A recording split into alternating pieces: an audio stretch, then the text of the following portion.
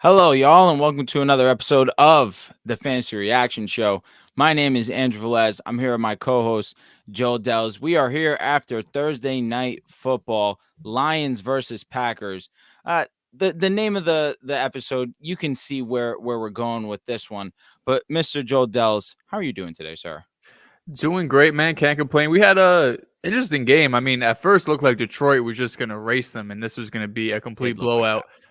Jordan Love, second half, does what Jordan Love does, and at least made it interesting this game. But came up short.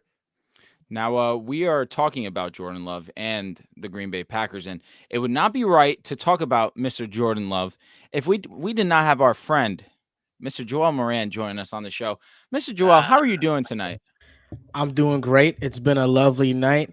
I had a great dinner. I ate some birria tacos. Jess made them. I Oh, ate some. I ate some fake meat chicken nuggets. They were pretty delicious. I had them with some fluffy sauce. The fluffy sauce went crazy. Jordan Love, man, people get right to overreact so much to bad games from young quarterbacks. Oh, he's getting right into it.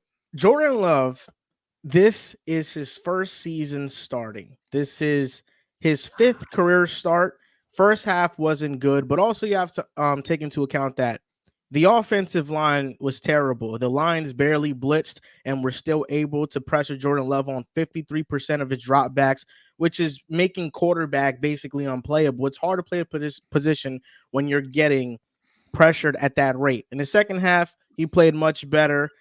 That's the growing pains with Jordan Love, baby. The growing pains is you got a talented quarterback, but he just has to put consistency together. At least this game completed 64% of his career passes. high. Is this Career career high. Listen, Dels, this is Come, what you've been waiting for.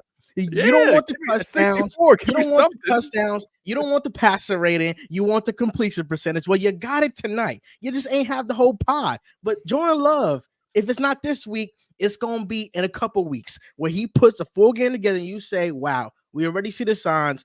Jordan Love will be fine. Let's stop overreacting to Jordan Love.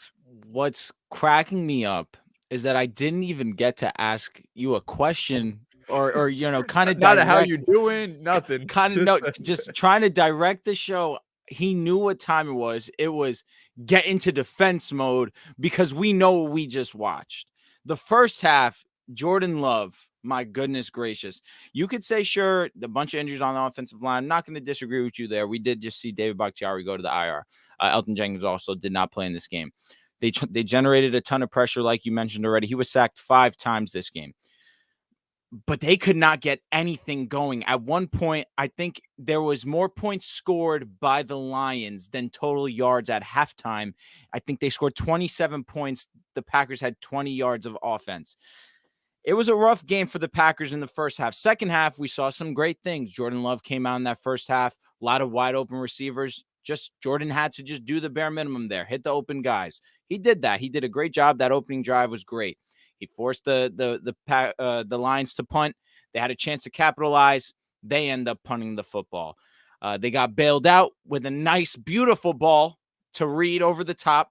I say bailed out because the play should not have counted. It was after the clock had expired. On But here, TV. I guess you could say They on mentioned on the TV. broadcast that in the stadium, the time was right. But on First TV, off, it appears Mr. zero. Moran, I did not interrupt you, okay?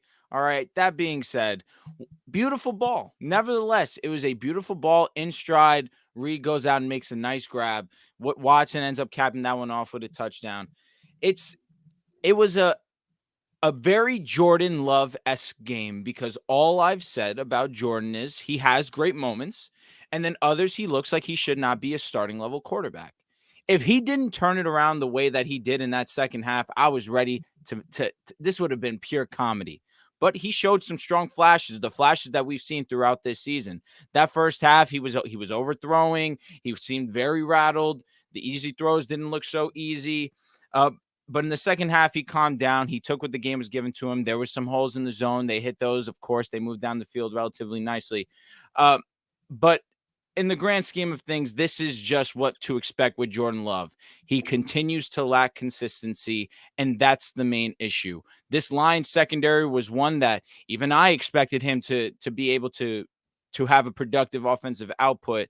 And fantasy football, which is what we're going to talk about in a little bit, he still was able to save face, almost 18 fantasy points. You cannot, listen, I may not love Jordan Love in real life, but in fantasy football, this guy's going to do a job. Had a nice passing touchdown and a rushing touchdown. I believe that was the one that he ended up rushing the ball in. That the Christian Watson was the first touchdown drive in the first half.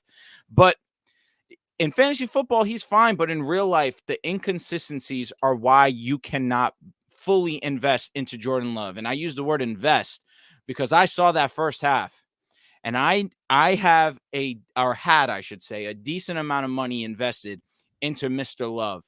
I saw that first couple of drives. I said, I can't do this. It's going to plummet. I think he started the night at $15.70. By the time I had that inclination of let me pull it, it was already down 30 cents.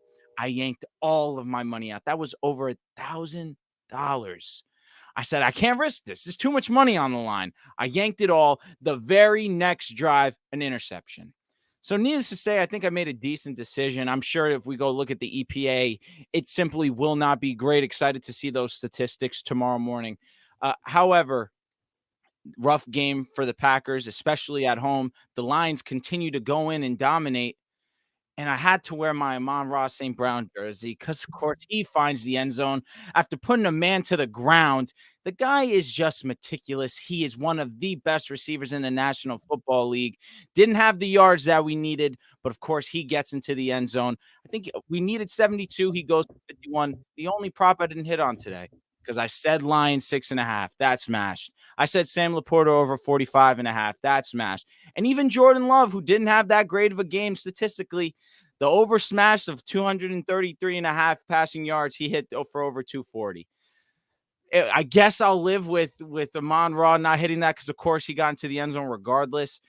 But not the best day to be a Packers supporter and, more importantly, a Jordan Love supporter. I think the bigger story here is the offensive line, number one for the Packers. Bakhtiari, if I remember correctly, not only got put on the IR, but he's having season-ending surgery. So he is not going to be back at all this season. Missing your left tackle is brutal. Ellen Jenkins is probably their second best offensive lineman. He hasn't played yet this year. So obviously the Packers coming into this game were at a disadvantage. And now you have Aiden Hutchinson, who is continuing to show his sophomore breakout. He had 1.5 sacks today. Coming into the game, he was number one in pressures. We were talking about that on the last podcast. So the bigger story, I think, for Green Bay is just this offensive line because, you know, Jordan Love, he's going to have his ups and downs, right? It might be year 4 for him, but it's his first year starting. I think all you want to see is those flashes of excellence. You want to see the ability to make out-of-structure plays. You know, he had some nice moments here and there, especially that play to Jane Reed at the end of the third quarter where you're like, okay, this is the Jordan Love that we've seen this from time to time throughout this season. But then you also see plays where he has open receivers and he's just missing them. He's either airmailing them or they're 3 or 4 yards out of bounds. And that's a throw that I'm looking at saying, if you want to be a high-level NFL quarterback, you got to hit those consistently. And right now, Jordan Love isn't hitting those consistently, which I think is fine. You know, it's his 3rd, 4th career NFL start. I can't expect him to come into his first year starting as the franchise quarterback and be a top 10 guy. That's just unrealistic expectations. But the bigger story to me is this Green Bay's offensive line because there's nobody coming through that door that's going to be able to save it. I think one of the, you know, you go down 14-3 at the end of the first quarter, 27-3 at the end of the first half. They had no chance to get the running game going, right? They had 12 total carries for 27 yards. Aaron Jones' first game back off the hamstring injury. This offense still has to be run with Aaron Jones and A.J. Dillon in mind. That's how things have to start. And off of that, Jordan Love can be comfortable off play action. But if they're not able to get the running game going and Jordan Love has to throw them into games, I don't love their chances long-term. I know last week against the Saints, they were kind of able to do that. They were down, 16-17-0 at halftime, and Jordan Love was able to do that. But 17-0 feels a little bit different than 27-3, where it's basically that second half. You have almost no option but to throw the ball. He had 36 attempts, completed 23, so the completion percentage was there. Had a couple interceptions. At least one of them wasn't his fault. It was a tip pass. But overall, this felt like a very Jordan Love game. It had its ups. It had its downs. But I'm more concerned about the offensive line because if Jordan Love's going to be pressured like this for the rest of the season, I don't know how great his end of numbers are going to look like. Now, Joel, I do pose this question to you before you go on. After watching today's game, does your opinion on the Packers alter where do you still see them as a top 10 team in this and in the NFL? And do you still feel confident? Get it? It's week 4. Do you still feel confident that this team is the division winners? They're not a top 10 team in the NFL. After losing this game, they're going to drop out the rankings. But the NFC North, I still think is open. I don't think it's just the Lions. I think it's going to be a 2-team race between the Lions and the Packers. They're going to face one more time later on in the season. And when it comes to this game, in the first half, you don't take much away from it offensively. But in the second half, there were some good things, and the defense, for the most part, played well against this Lions passing offense. What Dehls said was perfect. This offense, and this just has to do with any offense in the NFL, your quarterback cannot be solely responsible for the entire offense and expect it to be efficient unless you have a top 3 guy in the NFL, unless you're Josh Allen or Lamar Jackson or Patrick Mahomes. The Packers tonight, they rushed for 27 yards. A.J. Dillon got more carries than Aaron Jones, I believe. Aaron Jones is still dealing with an injury. And A.J. Dillon, to me, just doesn't have the explosiveness and cannot break tackles at all. So he's somebody that really stalemates the offense, especially when you run with him on first down and you're in second and long situations. So this game doesn't change my outlook on the Packers. They're a young team. This is the youngest offense in the NFL. They're going to have inconsistencies and growing pains as the season progresses. But I think in the second half, there was a lot of heart. Listen, I agree with you. The Packers, I don't think they're in trouble like the title insists. And listen, Drew, you're really sick. You're really slick and sick. You want to know why? Dude, what are you talking about? Because although Jordan Love had a mediocre game, let's say mediocre, whatever. I don't want to get into semantics. We'll be kind. Agreed. Mediocre, because this definitely wasn't Tua versus the Chargers or Sam Howell versus the Bills. We didn't. I don't know, bro. That. The first this half wasn't Daniel Jones versus the Cowboys. The first half of this game was equivalent to that of Tua versus the Chargers. But listen, the first half is not the full game. This was definitely not no Daniel Jones versus the Cowboys now. This wasn't that. This wasn't how about that. Daniel Jones coming back against a team that Dak Prescott and the Cowboys lost to?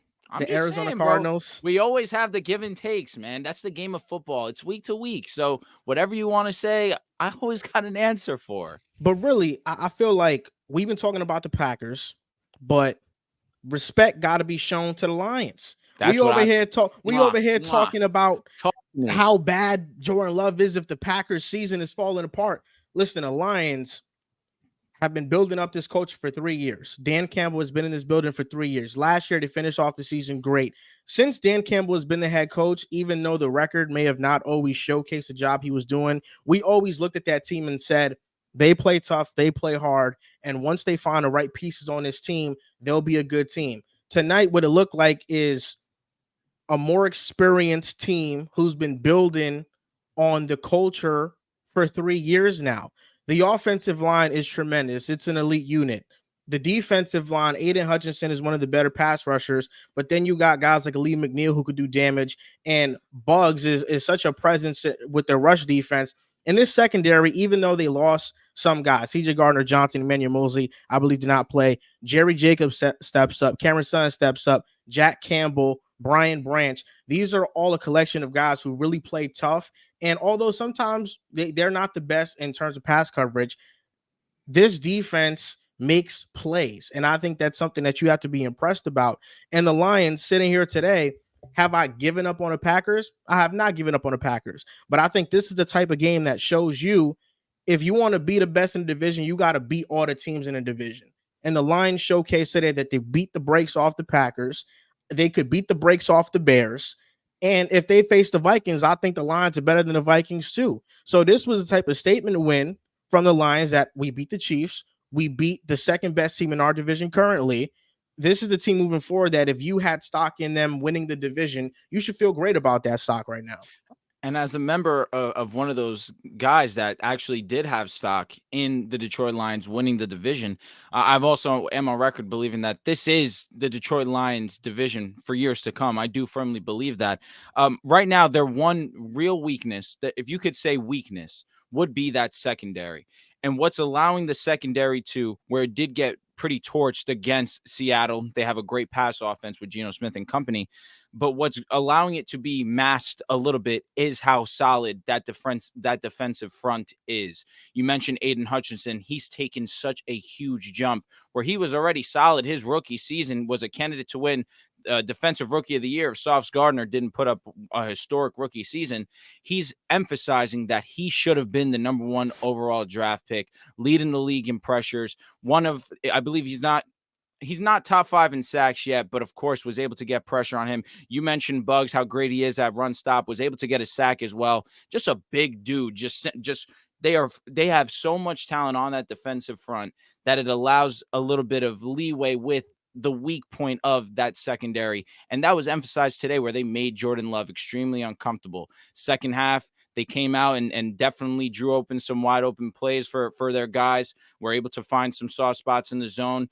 But really what it starts with is when your defensive front is so great, it allows the secondary to have some pressure. And we saw that years ago a couple years back with the Niners and the Raiders as well, where the Raiders secondary was so poor. But because that defensive front led by Max Crosby was able to generate so much pressure, it took some of the heat away from that secondary. Similar here. The secondary is not great, but that defensive front's great. But offensively, they could go tit for tat with any team. Sam Laporta, a historic season so far for a rookie tight end. Prior to this game, already led the league in receiving yards for the tight end position. He goes and has 4 catches for 56 yards, and a lot of that was accustomed in the beginning of the game where second half the script was hand the ball to Monty, who was fantastic tonight, 122 rushing, 3 touchdowns. We're going to talk about that situation once we get Joel out of here between Monty and Gibbs. But this offense can go against any team. It's simple. The only concern for the future would be that secondary, but at least they know what to target in terms of what do we need to fix.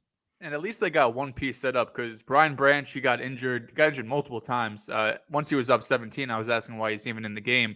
But Brian Branch looks like they found someone in the second round. He looks like a starter for years to come. He looks like a potential, all-pro type of player that they got in the second round. So they obviously need some pieces, right? They brought in a couple guys, Cam Sutton, corner. But Brian Branch looks like, at least through the first 3 weeks of the season, or I guess 4 now, that he's going to be here to stay. Yeah, and it was scary. We saw him kind of just leaned back a little bit wrong on that ankle, kind of saw it bend backwards, but hopefully he's all right.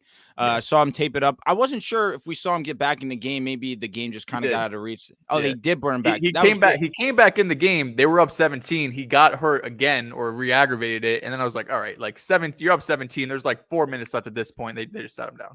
Maybe it was just one of those. It's yeah, I feel all right. I'm good. It's a light sprain. But you don't want to put a kid who's been a bright spot for you so far into the season in that situation, regardless. It was non-contact too. It was non-contact. So at first I was worried. I'm like, oh my God. First thing you're thinking of, Aaron Rodgers, right? Because it was the same thing. Couldn't really walk. It looked like the calf, but thankfully he's straight. Joel, is there anything that you want to leave us with before you go? I'll leave you with a couple things. Here we go. Earlier today on Twitter, I got my fantasy reaction show on. Somebody tweeted me. They was like, yo, who should I start? I got 2 spots open. It was David Montgomery, Romeo Doubs. I think he had Jahmyr Gibbs too. And then he had somebody else. Mm-hmm. I told him, I put on my Thinking Fantasy Reaction Show cap on, and I said, Romeo Doubs, David Montgomery, goal line carries, Romeo Doubs' favorite Jordan Love target. That's it. Romeo Doubs ain't have a touchdown, but he led them in receptions. 9 receptions, 95 yards. That is still a good day. Exactly. Still an awesome day. And David Montgomery, having a touchdown, 100 yards. So, I had to put my Fantasy Reaction Show cap on. I'm facing Drew in a fantasy league right now. Sam Laporta and my brother Amon Ra already got into the end zone. Sam Laporta, he has him on his team. He outscored Christian Watson and Aaron Jones against me. Hopefully, I bounce back this Sunday. And the last thing I'm gonna leave with, Drew, stop hating on a young kid, Jordan Love, man. Stop hating on a young kid. It's his 5th career start. I'm not hating on him. All I'm doing is keeping him accountable. You took all your stock out of him. Hey, listen, he scared me tonight. Off a half. You know why it scared me? Because the Lions' defense isn't this world-ending defense. He shouldn't have looked as poor as he did in that first half. He looked horrendous. I got scared. Statistically had a better game than Mahomes. I said I would rather. Okay, I'm gonna throw up. I said I would rather put all my chips in my guy, of course, Tua Tagovailoa, who I now have over 2 bands invested in on, than Jordan Love, which could be a journey week to week. I got out at the right time, if you ask me. Listen, a But Tua is a good investment. It's a good of investment. course. But Mr. Moran, we appreciate your time. Uh, we look forward to our show that we're having tomorrow. If you guys are around, tune in. We're going live for our full length podcast. But of course, we needed to get Mr. Moran's thoughts on tonight's game. Of course, more importantly, Jordan Love. But Mr. Moran, take care, sir. All right. Love. Been a pleasure. All right, so let's talk about the fantasy aspect of this Yes, game, sir. because we already spoke about it a little bit. Where Jordan Love was not great visually in fantasy football, 18 fantasy points. If you had him in 2 quarterback leagues, you're throwing a pizza party. The fact that he finished with that amount of points, with the way that he looked, especially in that first half, is a saving grace. And I said it last week when we recorded our episode, and I'm saying it again right now. He is going to be valuable in fantasy football because, one, he's been efficient in terms of touchdowns, and where he still had not the cleanest of games by any means, still scored 2 touchdowns. Right? He's one of the most inaccurate quarterbacks right now in terms of completion percentage. Today wasn't the cleanest game, like I mentioned, but still able to get a job done, and he still has big playability, like we saw with that throw with Jaden Reed. Once Christian Watson gets back and acquainted into this offense, where he already was able to find the end zone in limited opportunity, 25 yards and a touchdown. But I feel as if I still feel confident sending out Jordan Love. And that rushing touchdown definitely blessed him because he didn't do anything on the ground outside that touchdown, 2 rushes, -2 yards. But when you get that rushing touchdown, you get that 6 points, that changes things. From Green Bay's side of things, the number one thing I was looking for was what happens to Romeo Doubs once they have a healthy set of weapons. Christian Watson's back, Aaron Jones is back in the lineup. And Romeo Doubs led the way with 13 targets, 9 receptions, 95 yards. Now, Watson was on a snap count. I don't know exactly how many snaps he's played. Those haven't come out yet. But I think this is a great sign for Romeo Doubs because the first few weeks, he had a couple of touchdowns. He wasn't getting exactly the target share you were looking for, but more than anything, especially those first 2 weeks, I mean, they weren't throwing the ball a lot. Jordan Love had 14 and 15 completions the first couple of weeks. So even if you're, have 25% of those targets, right? Like he had 25-ish attempts per game. Like you're only seeing 6-7 targets. But this game, 13 targets, career high in receptions and receiving yards, 9 for 95. I think it's a great sign for Romeo Doubs. The running back situation with Green Bay, I mean, most people started Aaron Jones, I'm assuming. I started Aaron Jones. If Aaron Jones is healthy, you have to play him. I think this is a game you kind of just chalk up. I was surprised how much A.J. Dillon was actually on the field, especially because you go down early. Aaron Jones, the pass-catching back. I'm sitting here thinking I could get some garbage time points with Aaron Jones, but A.J. Dillon played more than I was expecting. But I think more than anything, that has to do with just him getting back from his hamstring injury. Bit of a short week, 10-day rest. Hopefully he's good to go for next week. On Detroit's side of things, though, everyone's talking about this rushing attack. David Montgomery and Jahmyr Gibbs. Montgomery, 32 carries is insane. You don't see that from running backs nowadays. Got 3 touchdowns, but everyone's pissed off because Jahmyr Gibbs does not get carries around the goal line. So Drew, would love to hear your thoughts. Even in the passing game, Gibbs had 5 targets, 4 receptions, but only 11 yards. So like he got the receptions, but he's not doing much with them. So I think the biggest question here is I think Montgomery is a must start damn near going forward if you get this workload. But for Jahmyr Gibbs, who people were taking in early to mid 3rd round, who they thought this could be the breakout player, he could be a top 10 fantasy running back. How do you envision him going forward? Well, from what we've seen early into the season and in the 3 games that we've seen from David Montgomery, 21 attempts, 16 attempts, and that's a game that he got injured in as well. And 32 attempts tonight. That's it. It's obvious. This is the running back one of this team. And even though we can look at Jahmyr Gibbs and understand that in limited opportunity, he's still being one of the most efficient backs that there is. 8 attempts, 40 yards. You mentioned it. Was able to bring in 4 catches on 5 targets as well. He is extremely effective when he gets that opportunity. But they paid David Montgomery for a reason. He's a bruiser. He's able to handle that extreme workload. We saw it tonight. 32 carries, 121 and 3 touchdowns. He's not one of those that's going to go down lightly. He's going to fight for his extra yardage. He's a guy that I would want on my team, honestly. In fantasy football, it's tough, and I understand that. When you see a guy like David Montgomery steal 3 touchdowns from your guy that you drafted in the 5th round, and David Montgomery was a ninth, eighth, ninth, 10th round pick, I can understand why as owners you would be upset. But the reality of the fact is David Montgomery from here on out needs to be valued as a running back 1. That's the truth, because he is seeing running back 1 production, not just production, but running back 1 opportunity. You mentioned it. How many times have we seen a running back go for over 30 carries? We've seen it a couple times. Zach Moss is the first one that comes to mind. But it's so rare, especially nowadays in today's NFL, where we see so much more primarily in the passing game. But the script called for this specifically. But for me, it's simple. I'm trusting what the sample has shown me, even if I may believe that Jahmyr may be the more efficient back, could be the more explosive back. Monty has shown that this is his backfield. So would you trade Gibbs straight up for Monty? Redraft. See, that's where it gets difficult for me, because I felt where I was uncomfortable starting Monty today. First week off injury, understanding that we saw Jahmyr get his career high in attempts, 17 rushes, was effective with them as well, 80 rushing yards. I felt as if this was going to be Jahmyr Gibbs' breakout game because we were unsure of Monty's situation. But now we feel as confident as ever. He's good to go. He's good enough to get over 30 touches. Straight up is a tough question. I feel like with that, damn. Yeah, I guess yes. Probably. It right? sucks. It sucks. And I see the chat. Shout out to Sean. Shout out to Sebastian in the chat.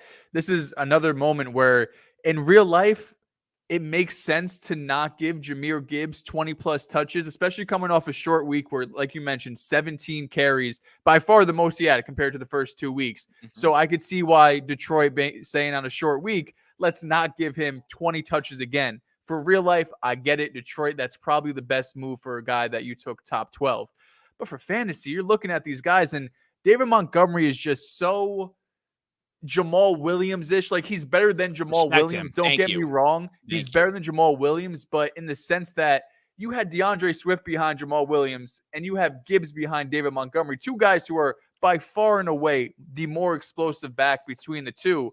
But David Montgomery, he's just going to see the field. They trust him to get the 30 carries. They trust him around the goal line. And that was the biggest concern with Gibbs going into this season, because at Alabama, he didn't get a ton of carries in the goal line. Like, he was always a smaller back, kind of labeled as a scat back. But we knew the talent and the explosiveness he had made him worth a first-round pick. So I think as fantasy players, it's possible we overrated him a bit, because we were expecting, if you get drafted in the top 12 or even the first round, if your name is not Clyde Edwards-Helaire, you're basically guaranteed to be a top 10 running back for fantasy football. So I think we kind of just took that and said the same thing is going to happen for Gibbs. But Dan Campbell has made it obvious that Gibbs is going to be involved. He's going to get work. But David Montgomery is the running back to own this Detroit backfield. And it's tough to see, especially understanding that 12th overall is a very high draft selection. Not many running backs get selected that high and don't see extreme usage in year 1. So I can understand where guys felt that they could go all in. But now that we see hindsight, it's so crystal clear 2020, yep. You need to adjust accordingly. You need to understand that it's not what history has shown us. Now let's move on. Let's talk about one of the best receivers in the game right now, Amon-Ra St. Brown. 5 receptions, 7 targets. Yards-wise, his least efficient output so far into the season. We've only seen him be over 100 yards twice out of these 4 weeks so far, but still finds the end zone. I ask you the question, and we can make this super quick. Is Amon-Ra's floor a top 10 receiver in fantasy right now? Yes, he gets too many targets, and he's too efficient, and he's going to be scoring touchdowns on a top offense. To me, it's very simple. Amon-Ra's top 10. And honestly, this pass offense as a whole is one that I love to talk about, because after week 1, I wasn't overreacting to Josh Reynolds. I felt as if it was too soon. But for him to continue to be one of the more for sure hands in this offense and in fantasy gives you a strong 10 fantasy points. As a flex play, Josh Reynolds is becoming very comfortable in my offense, in my lineup, because of how prolific this offense can be. And if the game script called for it, the way that this pass offense was driving down the field early in this game we could have saw way more production out of these receivers. The game just got away from the Packers. And then I know we quickly mentioned the top, but Sam Laporta is a must-start tight end going forward. Unless you Has have to be. Kelsey or Hawkinson, I think those are the only two guys I would be starting over Laporta going forward. I feel super comfortable saying Laporta will finish at worst a top 5 tight end in the league with the volume that he's seeing. He's by far and away Jared Goff's second favorite option on this team. You understand Amon-Ra is number 1. But that play where Goff is escaping the pressure, feels it, turns around, sees pressure in his face again. He looks up immediately. His eyes go to Sam Laporta wide open coming to the sideline. That was a beautiful play, but it just goes to show the trust and the faith that Goff has in the kid so far into the season. I already mentioned it. Coming into the week, he was number 1 in receiving yards at the tight end position. You know the names at the tight end position, and for a rookie to be at the top of that list, it speaks volume to not only just his talent, but how prolific this Detroit offense can be. Now, is there any positives? We already spoke about situation for the Packers, but briefly I want to mention Romeo Doubs, Christian Watson. Who do you favor in the long run? I know this is a tough question, understanding Watson just did come back, and the way that Romeo Doubs has been gaining attention with this offense. If I can just ask you a very early reaction, Watson or Doubs? The biggest issue is that Watson has not proven to stay healthy in college or in the NFL. Very true. So he's the more talented receiver than the two. He's more explosive. He's going to create more big plays. So you're going to get that variance with him, where at least this week, I don't think a lot of people were starting him unless you were desperate. Coming off the injury, Thursday night game, not a lot of people, I think you should have trusted him to start. Romeo Doubs is solid, though. 9 for 95. He's starting off this season, as almost a wide receiver, too. Coming into this week, he was around wide receiver 36, I want to say, so more of a flex play. But after all of the hype he got this offseason, of course, he got hype last offseason, too. So when you get hype back-to-back offseasons, you kind of always pause a little bit because you're like, I saw this shit last year. Is it going to happen again? But 13 targets is 13 targets. I understand it was a negative game script. You're coming from behind, but one of my favorite sayings in NFL is you earn targets, right? You're not – bad players don't get targets, right? Nope. Tucker Kraft is now here getting 10 targets for the Packers.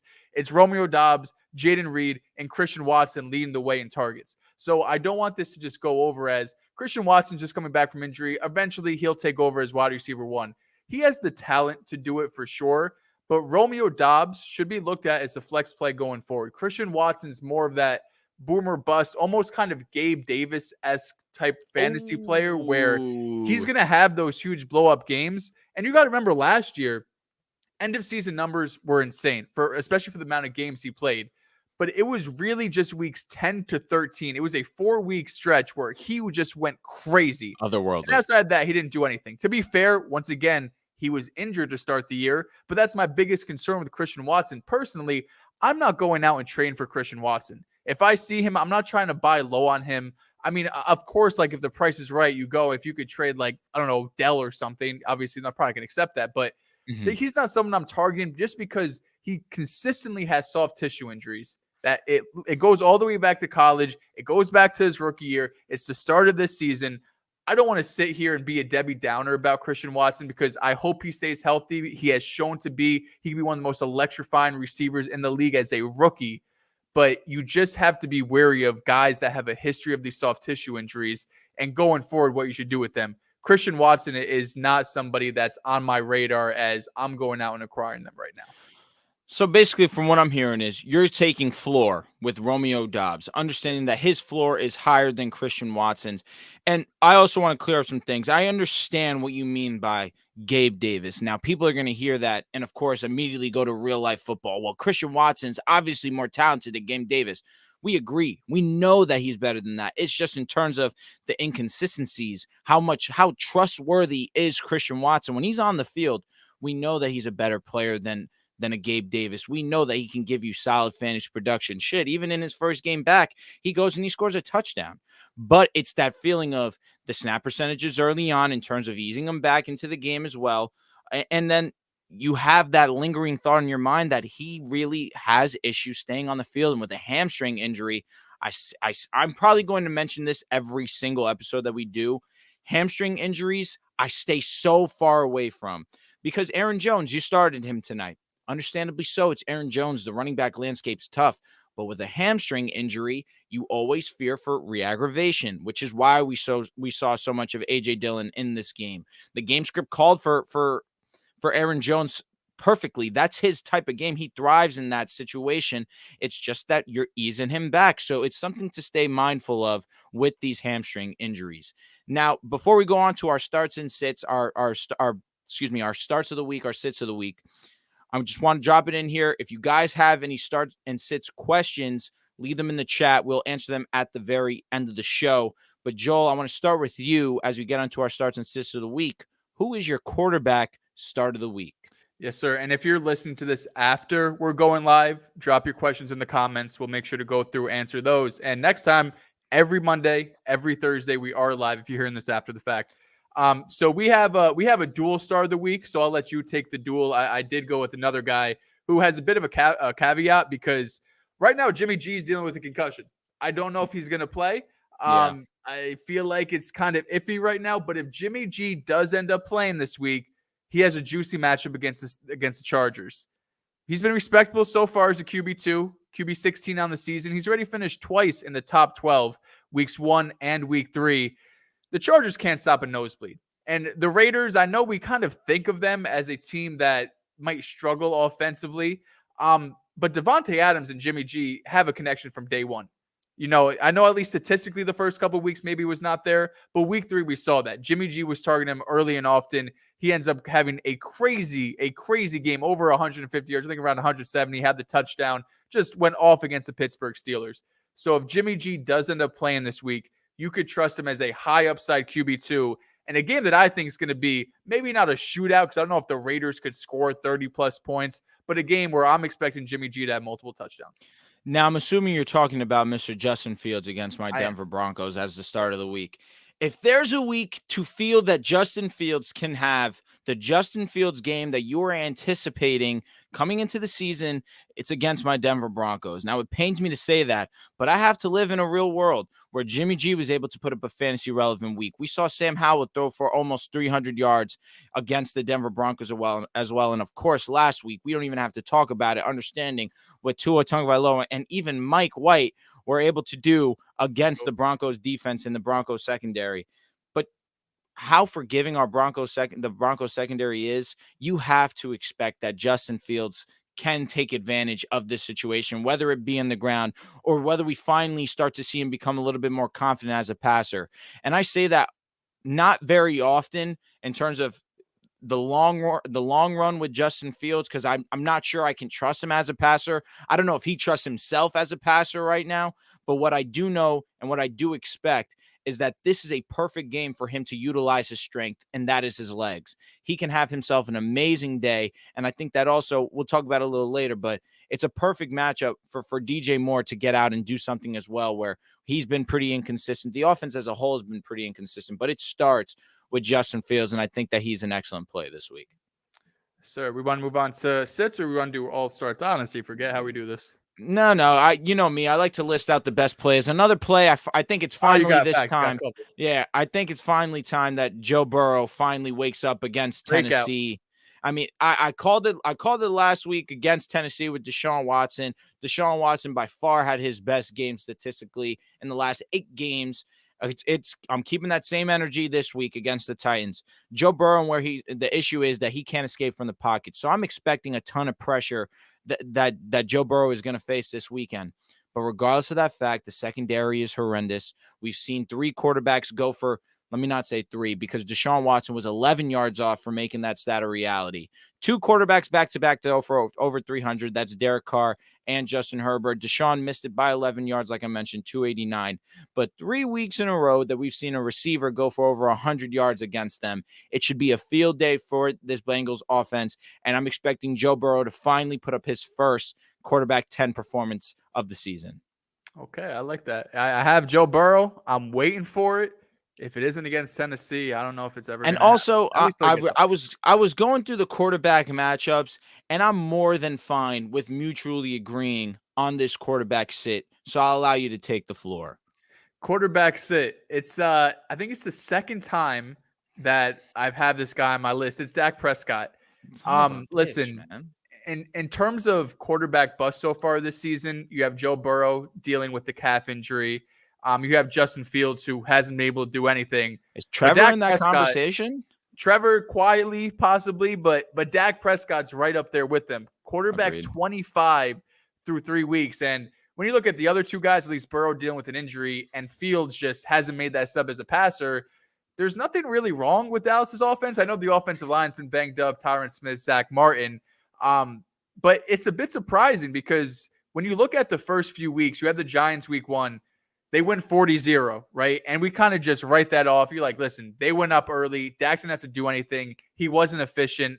Then week 2, he gets the Jets. And although he was efficient for real life football, for fantasy, he wasn't anything special, right? I want to say he was around QB 18 for the week. And while his numbers 31 of 38, 250, 270, whatever he had, it's like, damn, that was a great game. You're like, all right, next week. Now we got Arizona. And then Arizona, you're like, what is going on, Dallas? They end up losing the game. I think that's more of an outlier than anything. But through 3 weeks, Dak has been disappointing. And this week he has New England Patriots, who have allowed the 5th fewest points to fantasy quarterbacks. And while they played Zach Wilson, you might be thinking, oh, that skewed a little bit. They've also played Jalen Hurts and Tua. So I think that cancels out Zach Wilson pretty easily. Of course, Hurts has struggled a bit, at least through the air, but through the ground, we know he's been able to get touchdowns. And Tua, we know what he's been doing. So I am a bit concerned about Dak Prescott going forward, at least for this matchup. Tony Pollard and CeeDee Lamb are really the only 2 players in this entire game on both sides that I'm looking forward to starting, because right now there's just something wrong with this Dallas Cowboys offense. Yeah, and you mentioned it. Quarterback 17, the week that statistically he was the most efficient we've seen so far this season. And even last week against Arizona, which should have been the matchup that we were anticipating, we finally get Dak Prescott's breakout. Quarterback 18. We need Dak Prescott to be better as fantasy football owners. I say we because I am a Dak Prescott owner in a 2-quarterback league. He's pissing me off. We need him to be better. And even with that in mind, understanding that I have him in fantasy football, he is my sit of the week. I don't have the luxury to sit him. I have no choice but to start him against New England. But the way that New England's looked, we saw Jalen Hurts and Tua both have their worst fantasy performances this season, like Joel mentioned already. So it's tough for me to feel confident that Dak can go out there and be more productive than what we've seen so far early on in the season.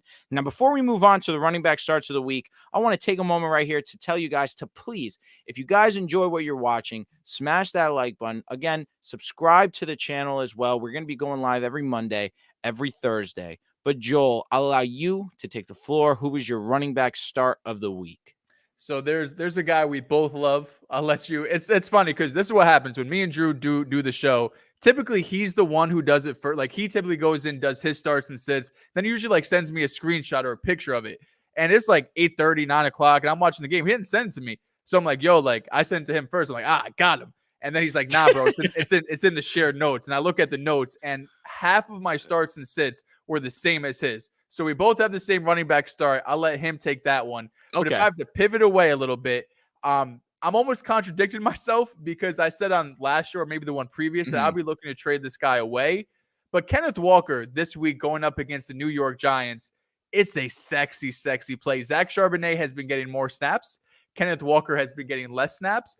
But even with that, Kenneth Walker's actually had more carries these last 3 weeks as the weeks progress. So even though the snap percentage has gone down, his opportunities has actually gone up. Going up against the Giants, who we just saw, obviously Christian McCaffrey, but James Conner had a great game. They're allowing the 6th most points to fantasy running backs. And this is a game that I think Seattle wins. I think it will be close, but Seattle should be in a positive game script where they'll be winning, or at least in the game that Kenneth Walker is going to be getting these looks, getting these carries. It's not going to be a situation, at least I think, where Seattle is going to be coming back from behind, and maybe that's where Zach Charbonnet kind of favors in the passing game. But Kenneth Walker this week going up against the Giants defense who hasn't been able to stop anybody, really. I know maybe they stopped Arizona for a half. To be fair, Dallas and San Francisco do have some decent offenses. At least Dallas, their defense put them in position to score. San Francisco, we know how great they are. But Kenneth Walker this week going up against the Giants, he should be rostered. He should be started as an RB1. Giants haven't had a kind running back schedule so far. Week 1, Tony Pollard. Say what you want about James Conner, quickly becoming one of the most underrated running backs in football. He's just uber efficient and was dominant last week against the Cowboys, was very effective against the Giants. And you mentioned it, CMC is CMC. You expect that. But 4 touchdowns in the last 2 weeks for Ken Walker. It is written in the stars for him to have a great blow-up game against the Giants. They really have had an issue stopping the running back so far. But the guy who Joel was talking about, who is our guy to go off this week, is James Cook versus Miami. Has had over 100 rushing yards the past 2 weeks. And if I'm Miami, what's my primary focus? I want to stop Josh Allen. I need to limit him. He gives us the best chance. Stopping him gives us the best chance to win this game. And now, why do I say that? Because week 1 against the Chargers, they tried that same exact mentality, and that's where we saw Austin Eckler go for over 100 rushing. That's where we saw Josh Kelly have his only effective fantasy performance so far, where he had over 90 rushing yards as well and a touchdown. I'm expecting that same approach to this game, where if you take Josh Allen out of the game, you automatically put your team in position to win. And this Miami rush defense has not been great so far. We did see them have success against the New England, but New England isn't a great rush attack overall. That was also early on when Zeke really hasn't been that comfortable. Did have a good performance against the Jets, but then against the Broncos, game script was out of the way for the Dolphins to have to worry about running at all. The Broncos were playing from behind essentially the entire game. They had to throw the football. But week 1 is that prime example of why I feel comfortable that James Cook is going to be one of the best plays this week. And another name that I want to give my stamp of confidence to is Alexander Mattison. Last week put together his best performance of the season, 20 rushes, 93 rushing yards. Also got some work in the pass game as well. Nearly fumbled, but didn't. He didn't fumble, did not call it a fumble. That's been his big issue so far this season. But going up against Carolina, who right now ranked 30th against running backs, they have been one of the most effective in terms of giving up fantasy points to the running back. I'm giving my full confidence to Alexander Mattison, and that's due to the fact they brought Cam Akers in. There's the rumblings that maybe there might be some splitting between the two. I still think that this is Madison's backfield. We saw it last week where they instilled a ton of confidence in him against the Chargers, and I'm giving him my vote of confidence this week against Carolina. Now, our sits of the week. I don't know if we have the same guy. Actually, I'm looking over now. We don't. And I like your name. I was actually thinking about him too. But mine's going to be Joe Mixon. Joe Mixon, up until this point of the season, he's been one of the lone bright spots of this Bengals offense. And I say lone bright spots because he's been getting some pass work. And in the rushing game, he was able to get into the end zone last week against the Rams. But going up against Tennessee is not a matchup that sits right with me at all. The numbers may not say that statistically they're the best, but watching and understanding the output of what we've seen from fantasy running backs that go up against them, you feel horrendous with your running back going up against them. Jerome Ford got bailed out in fantasy because he was able to get into the end zone twice.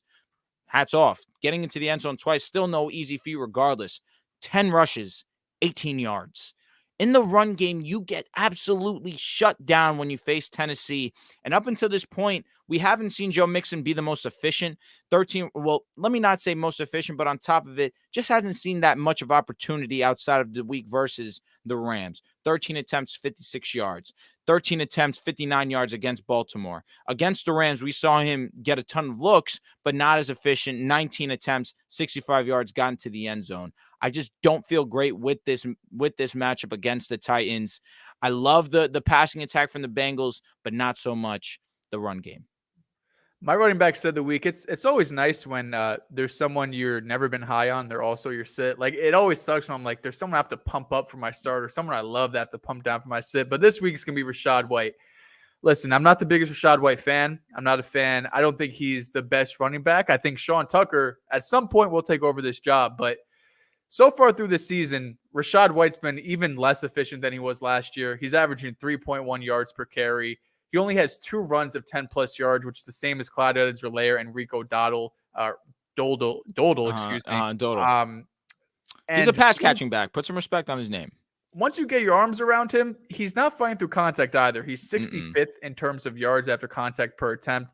And like you said, Drew, he's a pass catching running back. Last year, 50 receptions. But that hasn't been the same this year. He only has 10 targets through 3 weeks. So when he has a plus matchup, like he did against Chicago in week 2, where he was efficient, then he's startable because he gets the workload. He's going to get some looks in the passing game. But when it's a tough matchup, like Philly last week, like he has this upcoming week, I'm not looking forward to starting Rachaad White. Like we've mentioned constantly, the running back landscape is hard, and Rachaad White's going to be getting looks. But if you were able to get a Jerome Ford on the waiver wire, I'd rather start him. A Zach Moss, of course, I would rather start him. Rachaad White is someone I'm fading this week. I love that. Unless the matchup's there with Rachaad, you can never feel great about starting him. That's just the reality of the fact. He really has been one of the least efficient running backs over these early part of the season and last season as well. The run blocking unit for the Bucs is just not great. They're not getting any push, and unfortunately, Rachaad White is the guy that we gotta blame and put into perspective of. He's playing the Saints this upcoming week, by the way. I don't think I mentioned that, but it may not be not great. Yeah, not great at all. It may not be his fault, but that's just the reality of the matter. Now let's move on to wide receiver starts and sits. Joel, we'll start off with you. Who's your wide receiver start? So this is another spot where we both have the same guy, but I'll pivot here to someone that I think is still obvious, but after last week, people might be souring a little bit, be saying, is this a Travis Fulgham situation? If you know what Travis Fulgham is, you know. But please still start Puka Nacua. Please still start Puka Nacua. Real. I know last week he didn't have the 20 targets and 100 yards and all the crazy shit he was doing the first 2 weeks. But he actually saw the most snaps that he's seen through the first 3 weeks of the season. He was up to 96% of snaps. He's out there damn near every single play. And while last week wasn't the, top 10, top 5 receivers we've seen in the first 2 weeks, he still put up a very respectable stat line. Now, he did get a good chunk of that the last play, but still putting up 70 yards. If that's what his floor is going to be, you should feel confident about him. He's got the Colts this upcoming week. The Colts are now allowing the 8th most fantasy points to receivers. We saw week 1, Calvin Ridley went crazy against them. Week 2, Nico Collins had a huge game. Week 3, they played the Ravens. Zay Flowers was 8 for 50, so PPR was solid, but the Ravens didn't have any huge receiver work. But those first 2 weeks, the wide receiver 1 for the respective teams were able to do their things. Puka Nacua, I hope this is obvious to everyone, but I know there's going to be people out there because Puka was a waiver wire pickup or the last pick in your draft. So I'm sure there's other guys you're potentially thinking about starting over, like Zay Flowers, or whoever else it might be. Puka should 100% still be viewed as a top 12 wide receiver for fantasy football. I love that. And you know that I'm 100% on that same board. He's going to see so much looks. He's going to be having plays drawn up for him regardless. Matthew Stafford and him have an immediate connection, an obvious one. You can't let 1 week where he didn't have the 10 catches that he's had in the first 2 weeks cloud your judgment. Even still was able to put up an effective fantasy game. Was 1 yard away from being one of the top receivers on the week as well. He was a yard away from not even having this conversation. For sure. So my start of the week, I should say Joel's and mine start of the week, because this is an obvious matchup. You know you're starting Jamar Chase. That's an obvious one. But a guy who struggled so far early in the season has been T. Higgins. He had that great game against the Ravens week 2 where he was able to get into the end zone twice. But week 1, they struggled against the Browns. Just the entirety of that offense struggled. And then last week, we saw him against the Rams not be the most effective T. Higgins that we've seen. Honestly, dropping a few passes that normally we see T come down with. Has not looked himself. I'm expecting him to get on board. This pass offense to just fully get back on track to what we've seen from the Bengals in the past. No better matchup than the Tennessee Titans. You're going to be hearing a lot of us praise receivers every single week on Thursdays going up against the Titans until they figure out what's going on over there, because 3 straight weeks they've given up over 100 receiving yards to their opponents. We saw with Chris Olave, we saw with Keenan Allen, and again last week we saw with Amari Cooper. I'm going to add T. Higgins to the list of who knows if he gets 100 yards, but I'm expecting him to get into the end zone. If I'm the Bengals, I'm making it my primary focus to ensure that T. Higgins gets a boost of confidence this week, because there's no better matchup for him to do it. I'm just going to get right into the sit as well. The sit for me, I don't have a sit actually. Now that I think about it, go ahead. You can give your sit while I cook up facts. I see John in the chat saying, boys, I started Zach Moss over Demon. Give me some good news. Zach Moss is still a great play this week. He's a great play every week because he gets 100% of the snaps. But I cannot tell you with any confidence that he will be outscoring David Montgomery, who had 3 touchdowns. I do have a sit, and I was going to unfortunately, say, I thought I saw it. I do have one. Unfortunately, it's the same guy that we're going to talk about. Well, let me say the same team. It's going to be Drake London against the Jacksonville Jaguars. To be honest with you, there's getting to a point where Drake London is approaching droppable. And I say that with the idea that we know he is uber talented. We know that he has the ability to get into the end zone, where we saw week 2 where he was able to, against the Packers, get into the end zone, put up 60 yards on 6 receptions. But going up against Jacksonville, who even still, Jacksonville is a forgiving secondary. They get gashed. That's been their one issue so far in the season. Even with that in mind, I still don't feel confident sending Drake London out there. And I'm an owner of Drake London in multiple leagues.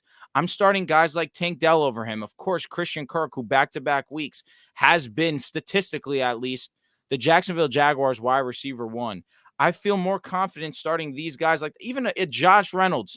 I'll start Josh Reynolds week to week over a guy like Drake London because I trust the quarterback situation over there. I trust other guys' quarterback situation more than I can trust Desmond Ridder, who's, as a passer, has been overall, has been one of the worst starting quarterbacks in the National Football League.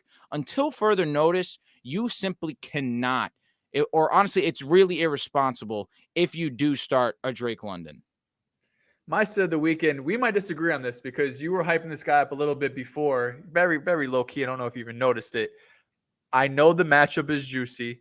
I know they just allowed 70 points, but I still don't feel great about starting DJ Moore this week. I know the 70 points, you're going to look at it and say, Denver, this is the worst defense in the league, or if not, bottom 2 right there with Chicago. But I still can't trust DJ Moore, and it's really because of one reason. It's because of PS2. Yeah. I understand, Pat. I understand Tyreek Hill went crazy. PFF is giving him over 100 yards allowed in this Miami game. But the first 2 games allowed 16 yards against Vegas. He was lined up against Tay for a good portion of that game. Week 2 allowed 17 yards against Washington. They have 3 really good receivers. Of course, Terry is number 1 there, but 3 guys that you got to respect. DJ Moore's in a passing offense right now that just carries too much risk. And even last week, he had probably his best chance all season, to have a big play down the field, and he dropped it. Right now, DJ Moore is averaging 5 targets and 4 receptions per game. That Tampa Bay game, he had a great game, but he still had 100 yards. It was only on 4 receptions. So DJ Moore needs to have these super explosive plays in order for him to be fantasy relevant. And I understand that Denver is one of these games that it's possible because he's able to, if they're moving him around, say PS2 isn't on him, I'm sure DJ Moore, they're going to, at least I hope, but honestly with Luke Getsy's offense, I don't know if I could really trust anything there. You would hope that they could, draw a place to get DJ Moore not on PS2 and more involved in this offense. But outside of Justin Fields, who I think will have a great game, but I think a lot of that will still be done with his legs. I wouldn't be surprised if this is his first 100-yard rushing game of the season. I'm still hesitant to start DJ Moore. For me, he is a boomer bust wide receiver 4 for this upcoming week. Understand where you're coming from. If PS2 is shadowing, which we've seen him do in the past, it's definitely a possibility that he puts the clamps on DJ Moore. But from what I'm going off of, from what I've seen from this Denver Broncos defense or teams that have gone up against this Denver Broncos team defense, I saw Terry McLaurin get moved around, matched up against Damari Mathis, and be able to put up a great fantasy week, get into the end zone as well. I saw last week, of course, even on PS2, Robbie Chosen, because it's not Chosen Anderson, it's Robbie Chosen, was still able to get a touchdown. That's not going to happen very often. It's just the idea that we're going to be seeing DJ Moore move around, or he should be moving around. You're right, Luke Getsy. Who knows what's going on with that Bears offense? But the idea has to be that this is our best offensive weapon. We need to put him in space to be successful. Whether they're able to do that or not, that's the question. But I feel confident, especially going up against this Denver Broncos defense, that if there were any time for him to do that, it would be this week. And you mentioned it already. You talked about how DJ Moore did have over 100 yards in week 2 and last week was able to get into the end zone. that really was due to game script, due to the fact of Kansas City was absolutely blowing them out. They got put in good field position, and they were able to capitalize, and DJ Moore got into the end zone. But only on limited catches in 40 yards. So I can understand where you're coming from. A last play that I do want to mention as a good one, I think that this would be a candidate of first start of the week as well, is going to be Michael Pittman, who right now in our league at least is wide receiver 13, has finished as wide receiver 7 week 1. Didn't have that great of a game against Houston in terms of finishing. Finished as wide receiver 46 and last week wide receiver 30. But the targets that he's seeing, even when Anthony Richardson did not play last week, 11, 12, and then last week 11 targets again, brought in 8 catches, 9 catches in their respective weeks. He's been one of those guys that they're looking to get the ball to no matter what, and going up against the Rams, the secondary that got torched against by Cincinnati with Jamar Chase being Jamar Chase. And then against that Niners secondary, that Niners offense, there was a ton of opportunities missed by Brock Purdy deep down the field. The Rams secondary is not that good. They got a bunch of young guys, and I'm expecting Michael Pittman to continue just the consistency that he's shown, at least, to be able to be one of the better fantasy players this week. Now, Joel, you can start us off with our start sits for the tight end position. I know we usually come to a mutual agreement. I feel like we can come to a mutual agreement here, but I think I like one more play that's not just this guy. Yeah, our mutual agreement this week's going to be Darren Waller. So far, been tough sledding. But the Giants, the first 3 weeks of their schedule, they kind of got screwed, right? Week 1 against Dallas, the game gets away from them. Week 3 against San Francisco, another game where nothing was going right, and without Saquon Barkley on top of it. Week 2 against Arizona was really the only game that they were, involved, and that's when you saw Darren Waller have his best game. So assuming the New York Giants don't go down by 20-plus points to the Seattle Seahawks and everything kind of gets thrown out of whack, I'm expecting Darren Waller to have another good game. A couple other plays that I do want to say, just because, of course, Waller's going to be rostered in most leagues. 2 other maybe low-key plays. One is Logan Thomas, who is dealing with concussion. We're not exactly sure if he's going to play. Philly's been beatable in terms of tight ends. Week 1, Hunter Henry had a great game. Week two, TJ Hawkinson had a great game. Of course, Hawkinson is one of the best tight ends in football, to be fair. Last week, of course, and nothing special. But Logan Thomas, week 1, had 8 targets, 4 receptions for 40 yards. Week 2, he had a touchdown before. It was actually the concussion that forced him out of the game. But I think Logan Thomas going up against Philly, who's been beatable, I think this will be a negative game script for Washington, so they will be throwing the ball. I like him. And then another one is Dalton Kincaid. He's probably rostered in most leagues, I would imagine, being a first-round pick for a tight end position. But going up against Miami, just give me the shot on an offense that's explosive, with an explosive weapon, with a high over-under. There's going to be a lot of scoring in that game. So if you're desperate for a play, Logan Thomas, Dalton Kincaid are 2 names I'm looking at. I love the Darren Waller pick as well. Of course, that was our mutual guy going up against Seattle. It's just one of those that you understand the coverage of Seattle has not been great so far in the early season. I expect this to be an offensive matchup, and Darren Waller needs to be the Giants' primary focus, especially with the opportunity that Saquon Barkley may not play. So the other guy that came to my mind when I was talking about my starts and sits and primarily starts of the week is more so, I guess, for DFS, and that's going to be George Kittle. I feel as if you can get George Kittle into your lineup, however you can do it, however you need to do it, get George Kittle in your lineup going up against Arizona. And I say that this needs to be one of those guys because it's seeming as if that Deebo Samuel will not be playing this weekend. Early reports, of course, this is a Thursday. Keep an eye on that. But early reports, it's seeming as if Deebo Samuel is trending towards not playing against Arizona. Now, last weekend, when we saw George Kittle match up against the Giants, this was without Brandon Ayuk. And when it's either one of those 2 guys out, we see it become a George Kittle blow-up game. 9 targets, 7 catches, 90 yards. Just needed that touchdown to put the cap on an amazing week. And even still, he was tight end 5 on the week. And on the year, he is tight end 7. Against Arizona, with Deebo Samuel potentially not playing, understanding that Brandon Ayuk, it's trending towards him playing, but still has that AC joint injury. It's seeming as if it's written in the stars for Kittle to be probably tight end 1 on the week. The matchup is so fantastic. So who's your sit? We could just come to agree. I mean, tight end I sits. have It almost I have feels easy because I one of have these Hunter guys will Henry. score. I have Hunter Henry against the Cowboys. Last week, Hunter Henry did struggle against who did they against the Jets. But regardless, going up against the Cowboys, not the most intriguing matchup. We saw Zach Ertz, who was leading the league in tight end targets.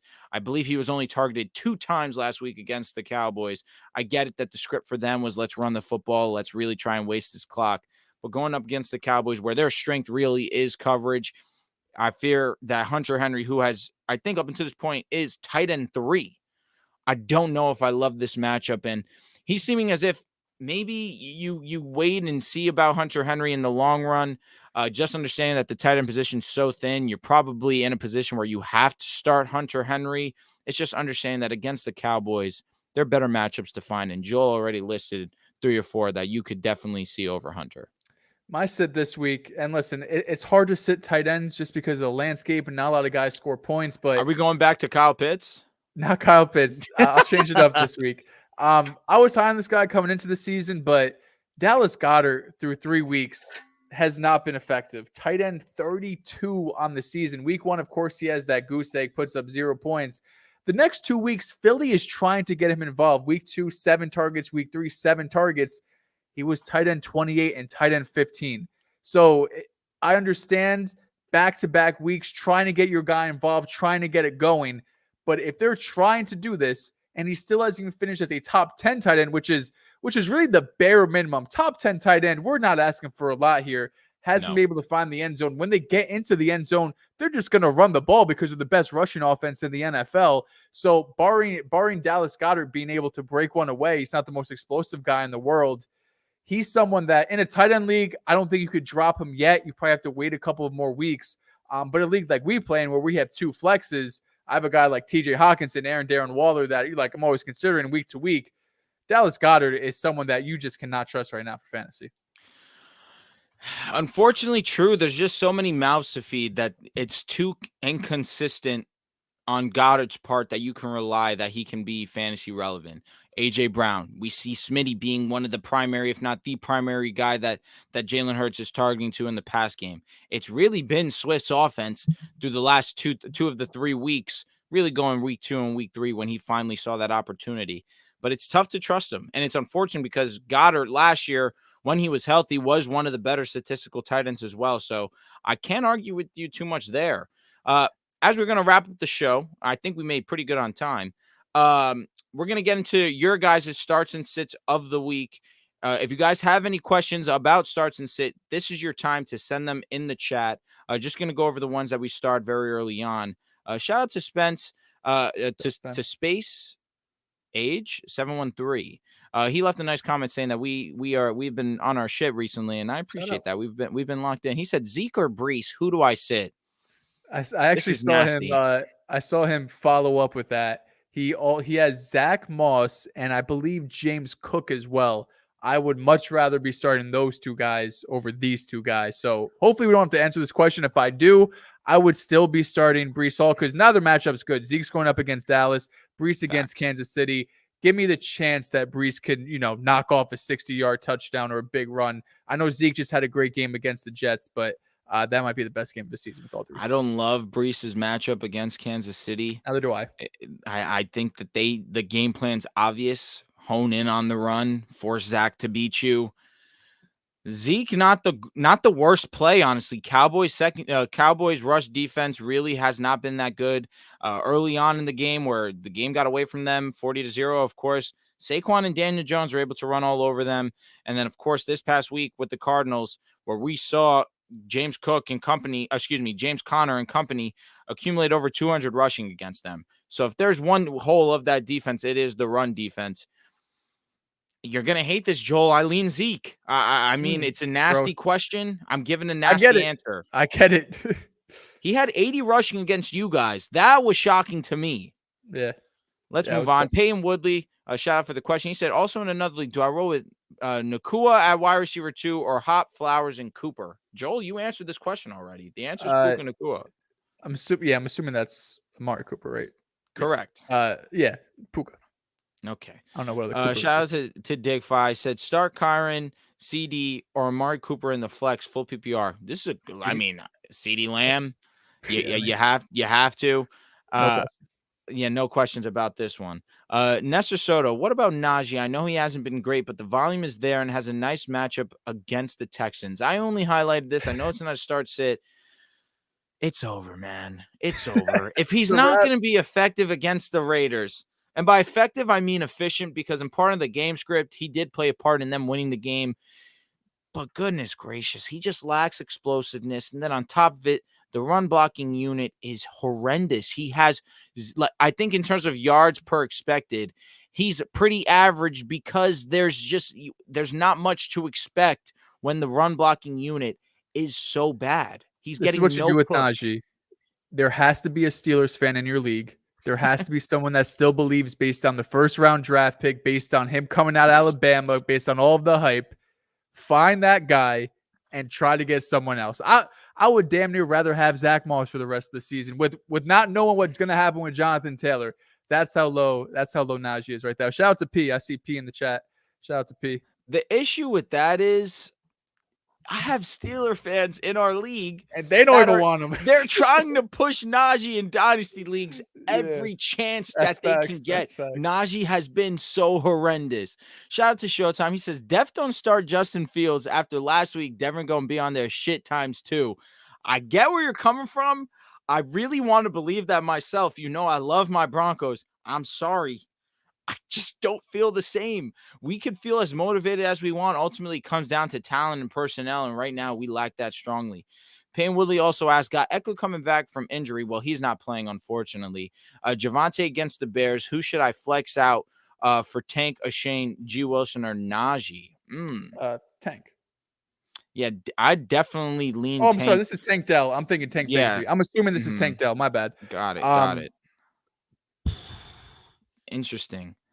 The question becomes very easy, because Eckler probably will not suit up this week. Javonte against the Bears, you do have to start. Let's just pick one of the four here. I don't like Najee, regardless of matchup with Houston. You're just banking on touchdown at that point. Shane against Buffalo, I don't hate at this point. We saw really only week one where they were tested, and that was really because Breece Hall was just on a freak of nature energy. Garrett Wilson, I don't love, especially with Kansas City. Maybe it's because they're really honing in on the rush that maybe Garrett Wilson's Garrett Wilson. He's going to get open, but is Zach Wilson going to hit him when he's open? I don't think so. Probably not. The answer is Tank for me personally. I think I lean Najee. Tank has at least some upside. Okay. All right. I understand where you're coming from there. I think that's really it for questions here. Shout out to, of course, our brother, Pierre. Dude's the realest in the game. Oh, Sean actually got a question. He said Kamara or Ramondre. Now, ooh. I love this question, because Kamara is coming back first week. Back. Not the greatest of matchups against the Buccaneers, but we did see DeAndre Swift gash them. That's just not the greatest of examples, though, because of how great the push is with that unit. Kamara is still going to get his look in the passing game, although we have seen James in the past not cater to the running back as much. Ramondre has been too hit or miss for me early in the season. He's going to get his passing looks, but I just don't know if I can trust starting Kamara week one. I'll lean Ramondre Stevenson here. I don't love either of these, but I think I'm on the opposite of Drew. I think I would start Kamara in this situation. Listen, the Saints are desperate for a running back. Jamal Williams goes down to injury. You have Kendre Miller make his debut, but he didn't get a ton of looks, and Tony Jones is the other running back there. So I think out of pure necessity, Kamara is going to get 10 to 15 touches, maybe more, and we know how effective he could be with limited touches. Kamara is a legend. Of course, you waited 3 weeks to start him. I can understand if you're just itching. It's just tough when you pair him next to a name like Ramondre, who you know can be fantasy relevant any given week. Isaac SSB says, DJ Moore against Surtain or Michael Thomas with Winston. With Winston's intriguing. You know he's really a chucker. Guy goes in there and he's ready to let it fly. He really trusts his arm a lot. Against Surtain, you're asking me against Surtain. The answer, I'm going with Michael Thomas with Winston. That's pretty simple for me, honestly. The Saints are going up against Tampa Bay this week, which we didn't talk about the Kamara situation. That's not the best rush defense.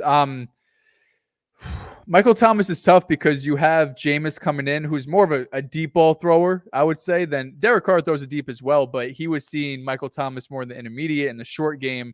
But it's hard to tell because of just Thursday Night Football. But say you're going up against David Montgomery and you need some upside, then I'm thinking about DJ Moore. But if you need more of a safe play, a guy who I could feel more comfortable getting me like a baseline of 10 points, I would go with Michael Thomas. So depending on who your opponent is, or you're going up against someone who's great, someone who has a bad team, I think that's how you decide that. We're gonna go through a couple more questions as I see them come in.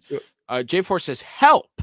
Start Thielen, Najee, or Pickens in my flex. Zach Moss and Ramondre are my running backs. You've been a big Thielen guy lately. Thielen gets love. He gets looks. In the last 2 weeks, he's seen, I want to say, double-digit targets in both of them. One with Andy Dalton. 50 attempts last week. Correct. Yeah. That's true. That's not always going to be the case. But going up against Minnesota, revenge game, I love the script for him to have a great game. I think I'm leaning Thielen. I get Pickens has been solid these last couple of weeks. That's tough, but I feel like with how bad Minnesota's secondary is, and understand this is a revenge game, I'm leaning Thielen. Just sit Najee. I think Thielen and Pickens, I don't think you go wrong either way, but just sit Najee. That's a cop-out answer, but I'm fine with it. Braxton Stewart says, I have Trevor Lawrence and Jalen Hurts. Which one do I start? Trevor Lawrence, London game against the Falcons. Yeah. Jalen Hurts, Philly. They're going up against Washington, correct? Correct. Yeah. I'm starting Jalen Hurts. Even if he's going to be, he might not even be great as a passer, but they're going to get to the red zone multiple times. And if they get down to the 1 yard line, you might end up having 2 rushing touchdowns. I'm always going to lean Jalen Hurts when it comes to fantasy football. That's just how I'm going to approach things. Zach Thomas asked, flex Puka or Keenan Allen, gentlemen. Keenan Allen, he's been one of the best fantasy football players. This is a good problem to have. This is a good problem to have, but Keenan Allen's been unreal so far. People are scared of CeeDee Lamb. I don't know why. New England's not a great matchup. I guess that's the case. But CD, Ayuk, or Tank Dell. Ayuk, you got to monitor. It's going to be his first week back. Do like the matchup against the Cardinals. Tank Dell against Pittsburgh is another great matchup, but I'm always a proponent of starting your best player, and that's CeeDee Lamb. CeeDee Lamb, I'm not thinking twice about this. This is kind of an easy one for you. Start Lamar or Geno. Lamar actually against the Browns. Geno against the Giants. Not the most insane question. It's not. Yeah, when this is almost similar to the CD and Ayuk question where Ayuk has the better matchup, CD is the better player. I'm still going with Lamar. I'm always, unless they're showing me differently, I'm starting those guys I drafted at the top of my drafts. Like Lamar has been sensational so far. I probably better for real life than for fantasy. Last week was his real first kind of Lamar blow up game, 100 rushing yards. But I'm still starting Lamar even against one of the best defenses in the league. And you know what? We're going to end it on this one, but I will say in one quarterback league, this matchup may not be the greatest for Lamar. Geno, I feel overly confident. He will have a great statistical game against the Giants. The Giants secondary has been horrendous. The defense as a whole has not been good in the early part of the season. We even saw the Cardinals put up a great game against them. We saw Josh Doubs be a top 10 quarterback against them. I lean Geno Smith here. I get Lamar's the better quarterback. That's not a question, but we're talking fantasy football. That matchup against the Giants and Geno is a great one. But that's actually going to wrap it up for this episode of the Fantasy Reaction. We appreciate you guys tuning in. Again, if you stayed this long, we thank you. If you guys could leave a like down below, subscribe to the channel. That helps us out a bunch. We will be going live, like we've mentioned already, every Monday night, every Thursday night, to answer your questions and to give you the best fantasy content possible. And with that being said, we're out of here, y'all. Be good.